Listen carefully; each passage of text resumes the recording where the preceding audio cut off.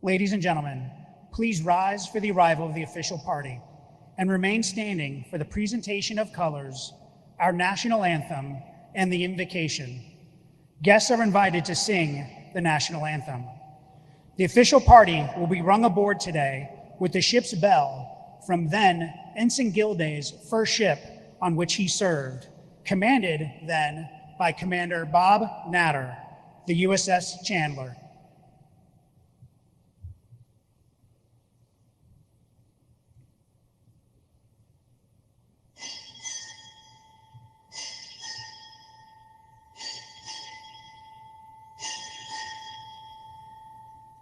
Admiral, United States Navy, arriving.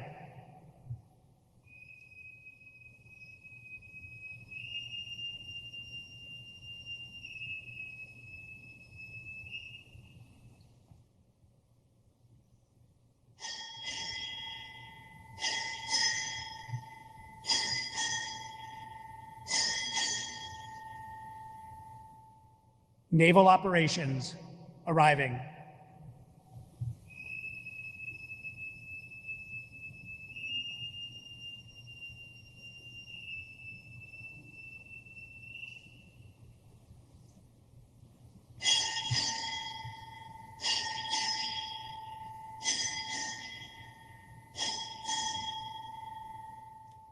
Navy, arriving.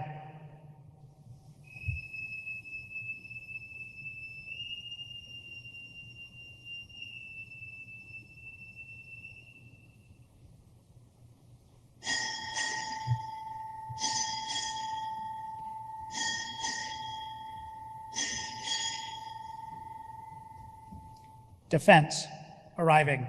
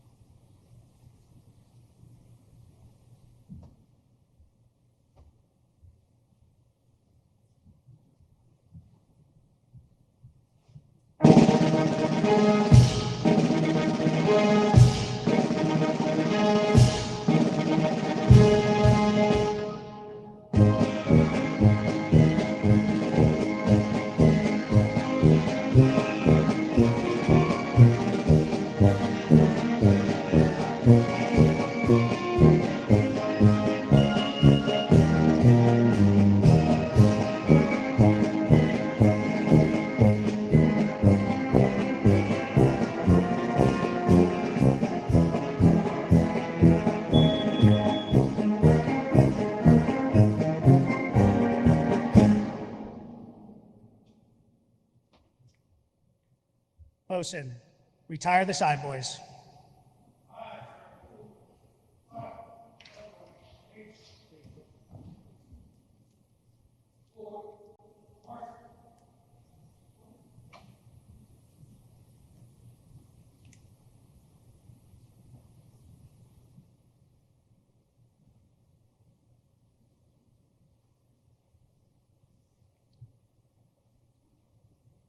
Advance the colors.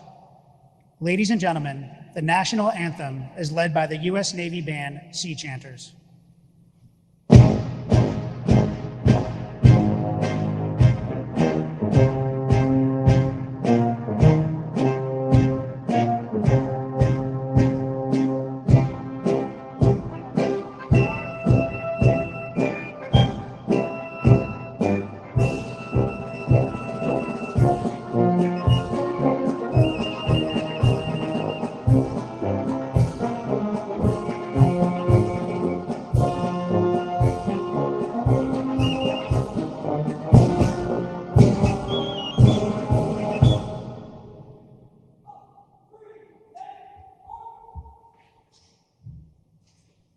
Oh, say, can you see by the dawn's early light what so proudly we hailed at the twilight's last gleaming, whose broad stripes and bright stars through the perilous fight By the ramparts we watched with so gallantly streaming, and the rockets' red glare, the bombs bursting in air, came through the night that our flag was still there. Oh, say does that star-spangled banner yet wave o'er the land of the free and the home of the brave?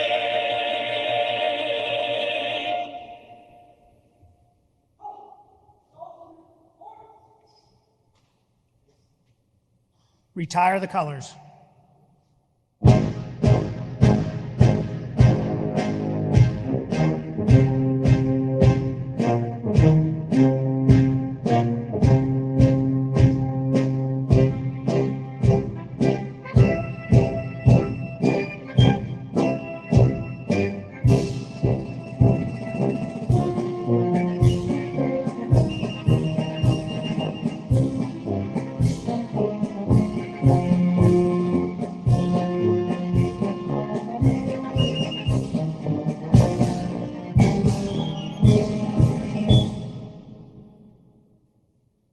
Ladies and gentlemen, Rear Admiral Gregory Todd, Chief of Chaplains, will now offer the invocation.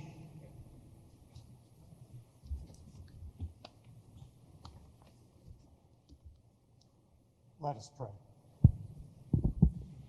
Eternal Father, whose grace is boundless and whose strength never fails, it is your voice that calls us to serve our neighbor, our nation, our shipmates. In that calling, you bless us with the joy of serving alongside shipmates we respect and value, and with whom we bond together as a team. As Admiral Michael Gilday prepares to relinquish the office of the Chief of Naval Operations, we sift through shared remembrances of the journey, thankful for wise leadership and divine blessing along the way. As the ceremony calls to mind many years of memories, we pray that Admiral Gilday will be blessed with the satisfaction gained from a successfully completed mission, that lives were made better by you, O Lord, through him.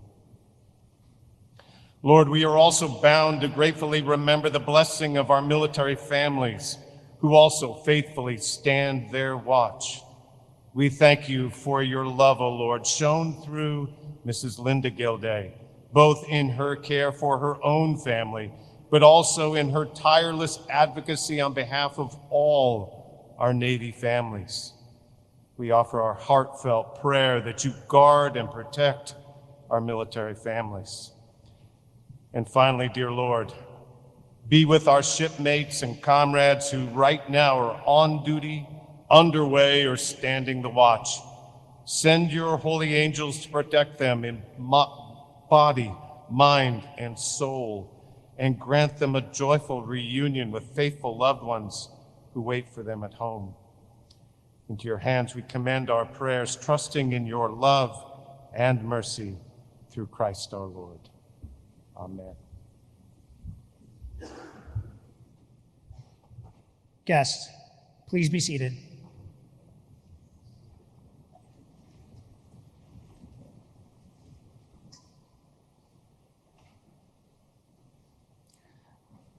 Ladies and gentlemen, the Honorable Lloyd J. Austin III, Secretary of Defense.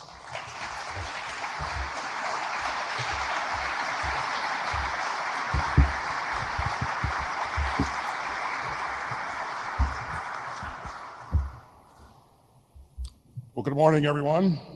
It's great to be here with all of you this morning. I see a number of former chiefs in the audience this morning, and welcome to you all. It's great to see you.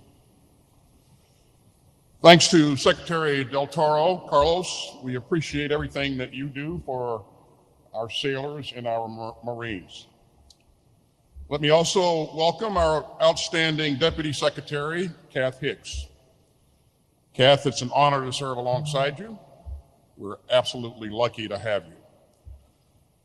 I want to thank the many distinguished guests and senior military leaders who are here today, including General Milley. General, thank you for your tremendous leadership of the Joint Chiefs. I'm also delighted that we're joined by a great Navy leader who's been a friend and a mentor to me and to so many people here, Admiral Mike Muller. Sir, it's an honor to have you. And let me say a special welcome to Admiral Mike Gilday's family, including his mother, Mrs. Frances Gilday. And we're joined by two of Mike's siblings, Mark and Mary Joy. And I know that his other siblings, Dave and Brian, are also cheering him on. It is an absolute honor to be here today in Memorial Hall. The Navy will always steer by the immortal valor of the Naval Academy graduates who lost their lives in defense of America. We're gathered in this sacred space for a simple reason. And that reason is to pay tribute to the finest Navy that the world has ever seen. And we should remember that right now, thousands of sailors stand the watch on ships and stations around the world. And that's a testament to the Navy's patriotism and professionalism. And it's a testament to your leadership as well. So Admiral Gilday, congratulations on your tremendous tenure as the 32nd Chief of Naval Operations. And I'm glad to be here with so many outstanding sailors today as we celebrate your service and all that the Navy has achieved under your leadership. Ladies and gentlemen, to tackle the national security challenges of the 21st century, we need our Navy more than ever.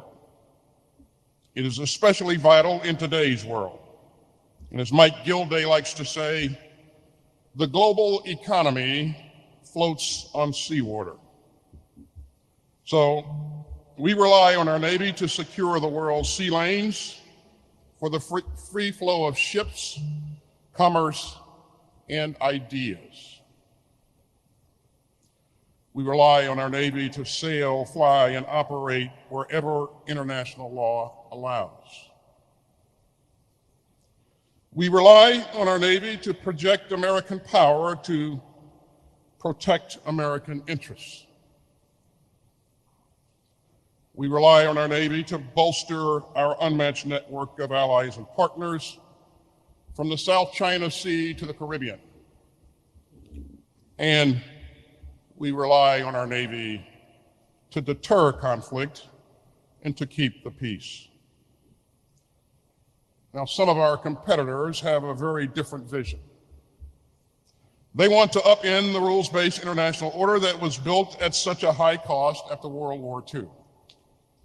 That includes new challenges in the maritime domain, but we are determined to defend the freedom of the skies, the seas, and space. And we are determined to keep the world of the 21st century open, stable, and peaceful. And that's exactly what Admiral Gilday has been focused on for the past 4 years as our CNO. First and foremost, he's been relentless about readiness. The Navy has been using data-driven reforms to improve maintenance. And today our Navy, our shipyards, and our industrial base have sped up the pace of repairs. We've also invested in our supply chain so that when our ships, subs, and aircraft need maintenance, their new parts are more reliable and get to the fleet even faster. And under Admiral Gilday's leadership, the Navy has also made great strides to modernize our fleet, to strengthen its capabilities, and to project American power on a global scale. Last October, the Navy deployed its new first-in-class aircraft carrier, the USS Gerald Ford. Now, she's the largest warship in the world, the most technologically advanced, and the most powerful. In the recent exercise, Neptune Strike, the Ford steamed through the Mediterranean and the Adriatic, sailing together with our NATO allies and other partners to reinforce our common deterrence. And Navy Air Wings have deployed with the F-35 Charlie, which is a multi-role stealth fighter that is tailor-made for carrier-based operations. Now, that's the type of progress and drive that will keep our Navy on the cutting edge.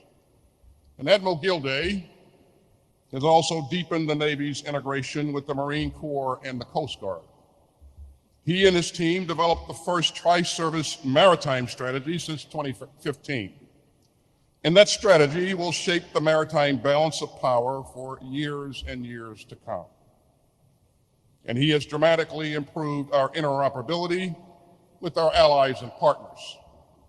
To take just one example, our Navy has a key role in our historic AUKUS partnership with Australia and the United Kingdom. AUKUS is helping our three great democracies work even more closely together to keep the Indo-Pacific free and open and secure. Last month, the first Australian officers graduated from the Navy's Nuclear Power School. And just days ago, a Virginia-class submarine visited Australia as a part of the AUKUS partnership.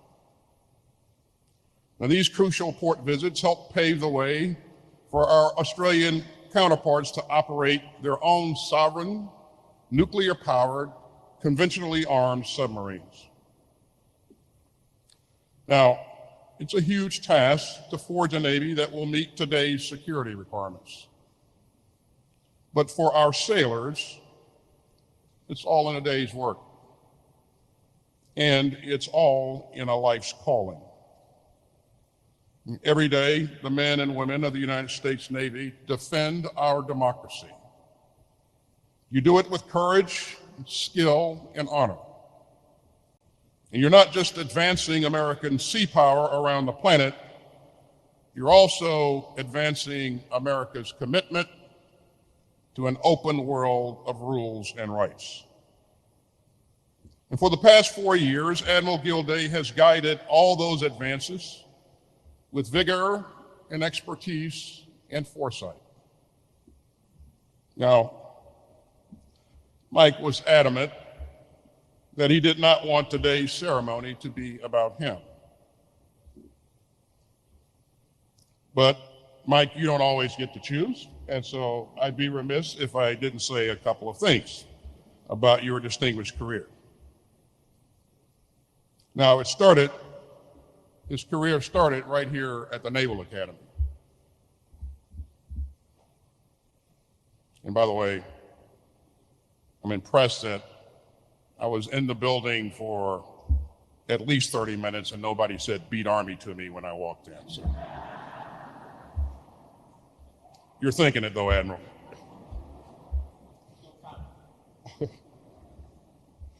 Mike's classmates knew that he would always put in the work, whether he was studying for an exam or playing ultimate frisbee. And that commitment to excellence defined Mike's 38 years in uniform. He took on some of the most challenging jobs out there.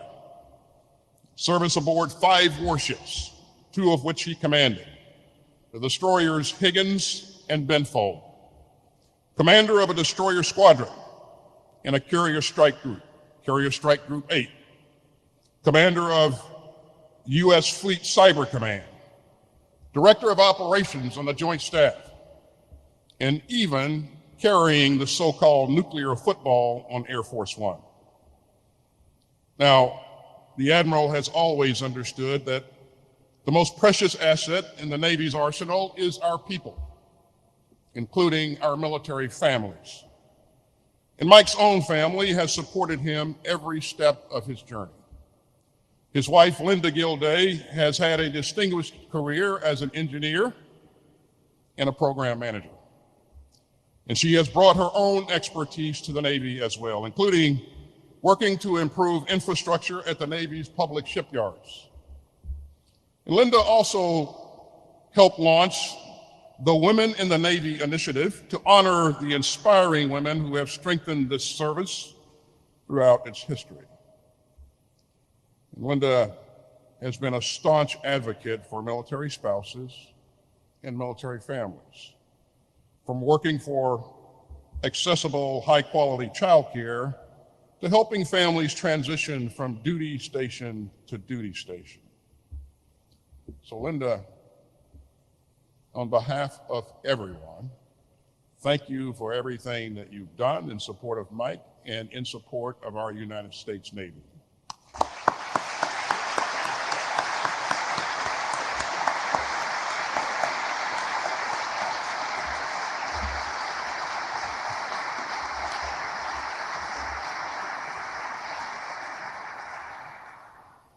Now, Linda and Mike are deeply proud of their two sons. Michael is a senior at Auburn University. You can say War Eagle if you like, yeah. Brian is an ensign in the Navy, now serving as an explosive ordnance disposal officer. And that makes Brian third generation Navy. So this is an exemplary military family. Mike, you are a sailor through and through. And I am reminded of something that you said here in May on commissioning day. You said that you've always found that sailors just want to be led well and treated with respect. And that's been your hallmark, Mike, from ensign to admiral. You've always led superbly. You've always treated everyone with the respect they deserve. Bravo Zulu, sailor. We wish you fair winds and following seas, and I am extremely proud to call you my shipmate. So let's give Mike and the entire Gilday family a round of applause.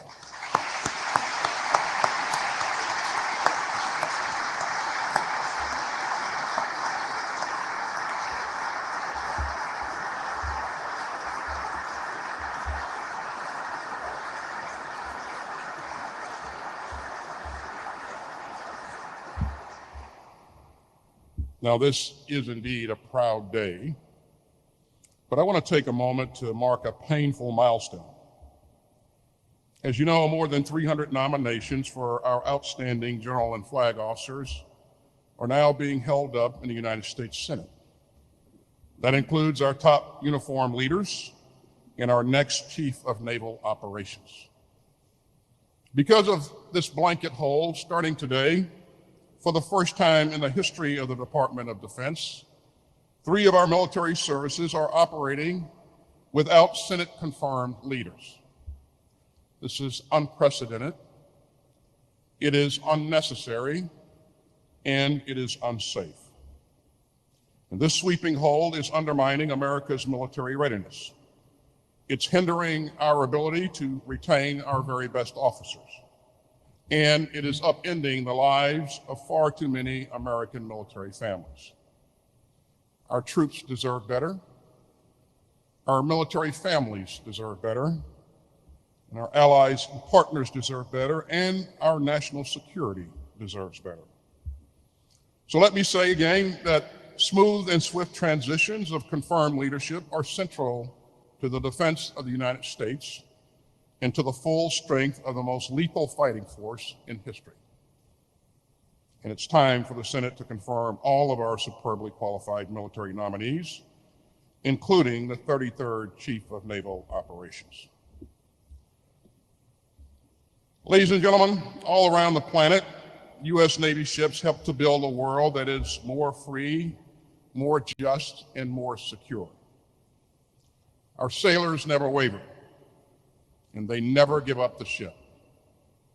And their idealism reflects our country's highest values of democracy and freedom.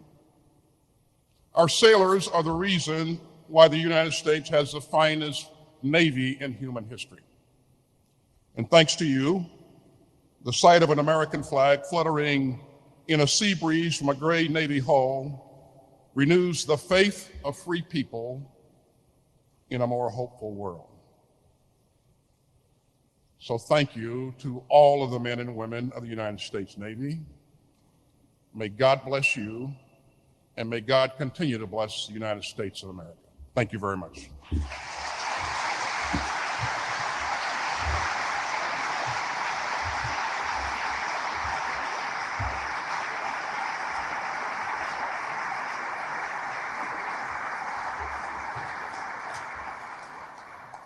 Ladies and gentlemen, the Honorable Carlos Del Toro, Secretary of the Navy.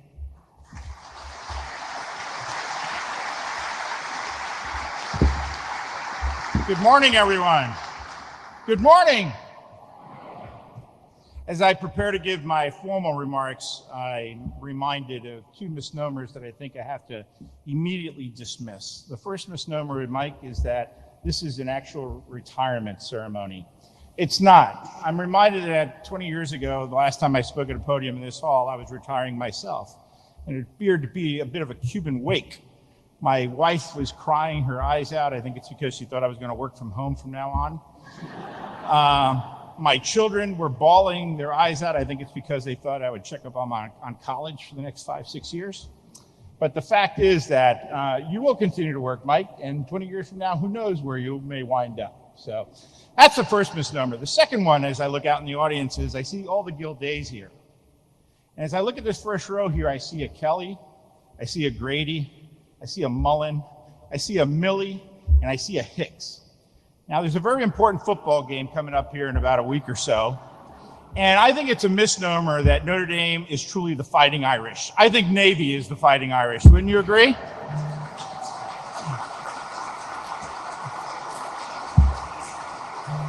And I forgot the superintendent. His name is Buck. He's English, but he's got some Irish blood in him too. So all you Irish men and women, please root for Navy in the next couple of weeks. In all seriousness, good morning. It is indeed an honor to be with you here in Memorial Hall to celebrate the culmination of Admiral Mike Gilday's career and Linda Gilday's honorable service to our nation.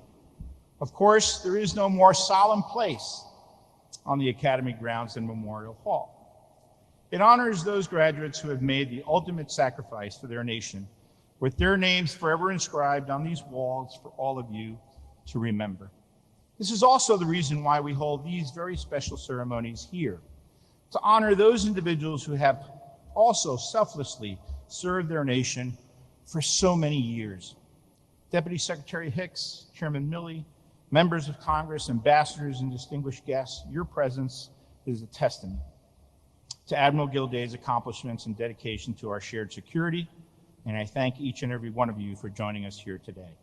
And of course, all of you know how much I truly enjoy welcoming our Secretary of Defense back to Annapolis, a place that I know he loves to visit. And undoubtedly, over the next hour or so, someone must say beat Army. But all kidding aside, there you go. All kidding aside, thank you, Mr. Secretary, for your leadership of our department. It is an honor for all of us who serve by your side in support of our national security. I'd also want to recognize the members of Admiral Gilday's family who are present with us, who the Secretary of Defense also mentioned. His mother, Frances Gilday, his wife, Linda, his sister, Mary Joy, and his brother, Mark. Serving in the Navy truly is a family affair. And I have no doubt we would not be here today without your constant love for and support of Admiral Gilday and Linda. We are also grateful that his legacy of service will continue on in our Navy through his son, Ensign Brian Gilday. And to Mrs. Frances Gilday, Mom, I'm not sure if 38 years ago you believed that your son Michael might rise to the very top of our Navy. You probably did, even though I'm sure his company mates probably did not. Some of you are here today, or at least some of them, or perhaps his professors here at the Academy for that matter. Right, Mike? Did you invite any of your professors? No? But I know I want to thank you for having the confidence in your son's abilities that, along with Linda's love and support, propelled him to the man that we celebrate today. Admiral Gilday, I have no doubt this is a surreal moment for you as you complete your final tour here on the yard, the same place where your naval career began 42 years ago, as a member of the United States Naval Academy class of 1983 +2. Now, the class of 1985's motto is "Fortune favors the bold." Throughout his entire career, Admiral Gilday has boldly charged forward, leading and inspiring sailors at every level, from the tactical to the operational to the strategic. As Secretary Austin mentioned, Admiral Gilday has commanded at every level of our Navy and has served in critical roles on the Joint Staff and even at the White House. Admiral Gilday has also championed our strategic relationships with allies and partners. This was evident in his work with our NATO partners at Joint Force Command Lisbon and Naval Striking and Support Forces NATO, just to name but two examples. All these experiences prepared him to ably serve as our 32nd Chief of Naval Operations during a pivotal and perhaps sometimes even a bit chaotic time for our fleet, for our nation, and for our friends around the world, many of whom are represented here today, and I welcome you as well. If I had to choose one word to describe Admiral Gilday's tenure as CNO, it would indeed be transformational. As this audience is all too aware, and as the Secretary of Defense mentioned, there is no shortage of challenges that we face today in both the strategic and the operational environments. And in every domain and region we operate in, from the seabed to the stars as well as to cyberspace, Admiral Gilday, you recognize that after 2 decades of fighting land wars, our fleet needed to modernize and transform itself in terms of both force structure and mindset to meet the strategic challenges that we face today and those that we will face well into the future. You realize that simply building a larger fleet alone is not enough to ensure victory at sea. Instead, you prioritize readiness, followed by the modernization of our capabilities and then capacity, while always remembering that our people, men and women of this great Navy team, enable everything that we do. Admiral Gilday has indeed made our Navy more ready, more lethal. We have increased mission-capable rates for our aircraft, driven down maintenance delay days in our shipyards, reduced gaps at sea, and improved repair or turnaround times. Under his leadership, we have made our Navy more capable as we realize several modernization milestones across our platforms operating at, above, and below the sea. And in terms of capacity, thanks in large measure to his leadership and advocacy, our fleet has taken delivery of numerous new, highly capable warships, with the construction of several more classes of ships underway, from Ford-class aircraft carriers, Constellation-class frigates, to Columbia-class nuclear-powered ballistic missile submarines. I remind everyone in this room, in fact, that there are 54 ships under construction and another 86 under contract today. These are amazing facts that often are overlooked by so many when we examine the current state of our Navy. Admiral Gilday has also accelerated the Navy's transformation into a hybrid fleet of manned, unmanned, and optionally manned platforms.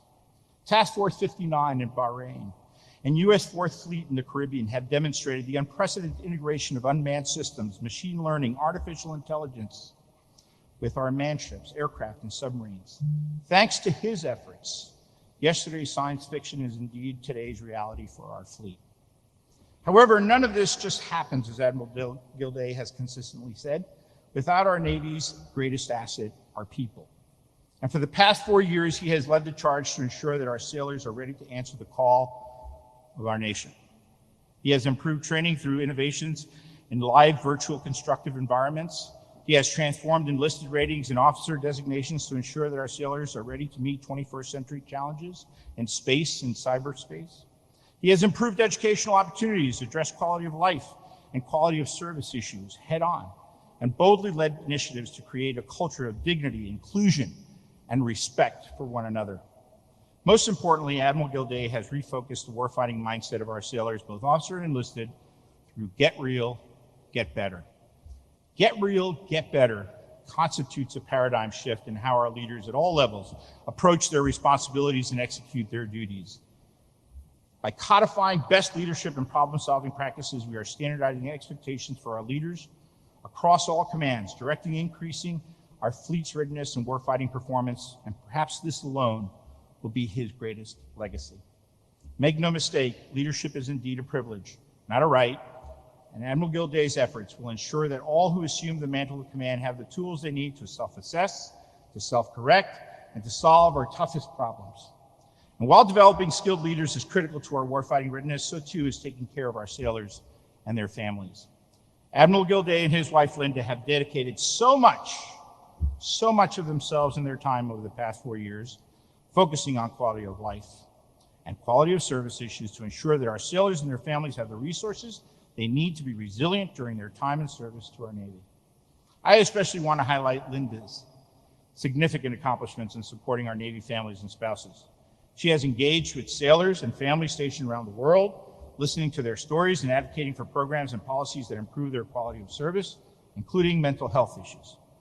Linda has participated in officer spouse associations, military spouse employment programs, scholarship organizations, and much more, all to champion our Navy families. Beyond focusing on issues our sailors and their families faced, Linda has also worked tirelessly to engage with our international partners. In fact, she has conducted naval diplomacy around the globe. She's traveled the globe with Admiral Gilday to engage with her counterparts, sharing examples of how our Navy strives to support our personnel and seeing how we can improve based on lessons from our allies and our partners. Of course, I would be remiss if I did not again mention one of her signature initiatives, the Women in Navy Project. And I promise you, Linda, that project will continue in the halls of the Pentagon. She captured the challenges and achievements of over 100 women in our naval service, each and every one a trailblazer and innovator in her own right. Linda, our department, our nation truly appreciates your leadership and service these past 4 years. You have been a shining example for our service members and families of a remarkable professional and extraordinary public servant. We express our deepest gratitude to you and devotion to our Navy, and how about another hand of applause to Linda.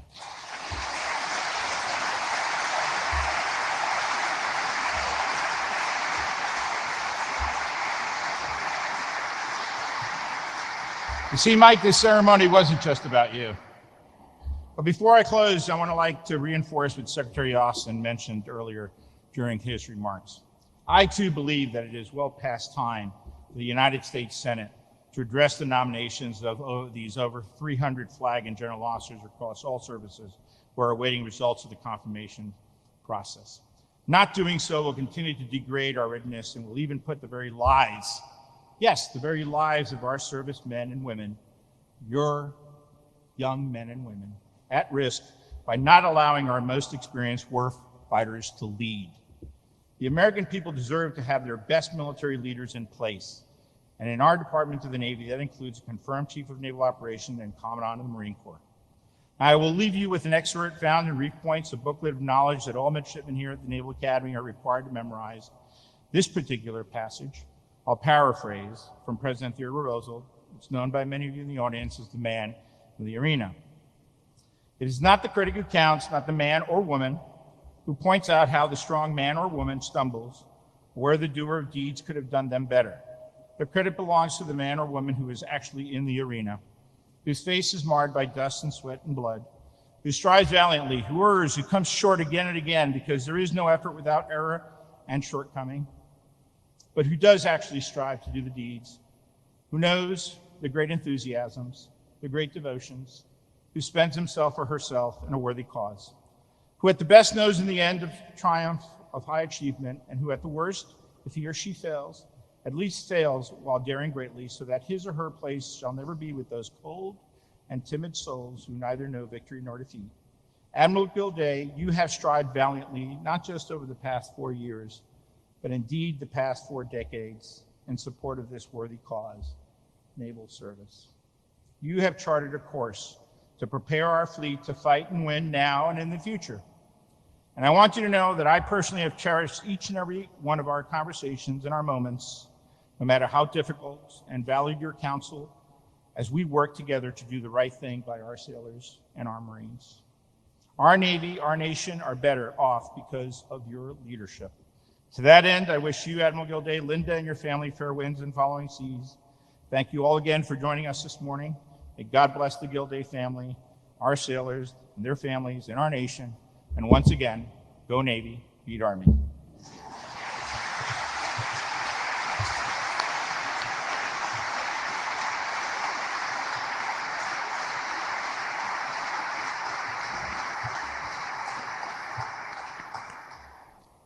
Ladies and gentlemen, the 32nd Chief of Naval Operations, Admiral Michael M. Gilday.